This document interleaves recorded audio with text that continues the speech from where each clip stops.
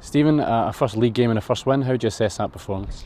I think I'm very pleased. It's last week against East Stirling, I think with parts of our game where you could see we hadn't really played a competitive game. So I think that game last week helped us.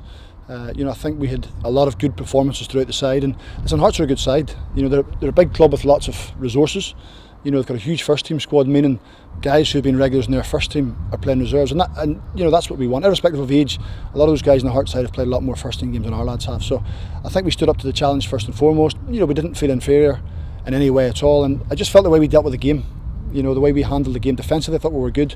I think there was only one real goalkeeper making saves, and that was their goalkeeper. We missed the penalty as well. So that's the ruthless side though, Grant. When you get that penalty, I think George is a little bit frustrated. He's just desperate to get off the mark this season. So it is what it is. But I felt they stuck to the task, and I felt as if we deserved to win the game. I felt we had more chances, and I felt we had better play. Any standout performances for you in the team, or was it a collective? That's a hard one because I almost started kind of praising 2 or 3 players in there, and before I knew it was through the team.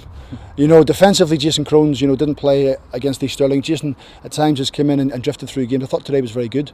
But I said to him and I said to Adam Livingston, Jordan Armstrong, Kyle, particularly in the right wing back, they've set the standard now. They have to maintain that. There's no point in doing it one week and not doing it the next week. And of course, games will be more difficult. Games may be different in style, different in system, but they have to maintain their performance. Brock coming on half time just give us fresh impetus at the top end of the pitch. He's got good energy, he can run in behind. He's not really played as a centre forward before, but we just felt that was an area of the pitch where we could exploit them a little bit. So I think I've named 6 players, or have I? I'm not too sure who I've left out, but certainly David Turnbull for me was absolutely terrific. Up against that experience, Grant, of playing top flight football. I felt that anybody watching that game and seeing a midfield player today who stood out, David all day long. A few first team players in the Hearts ranked as well. You said that. Do you notice the step up but now being reserves compared to Development League?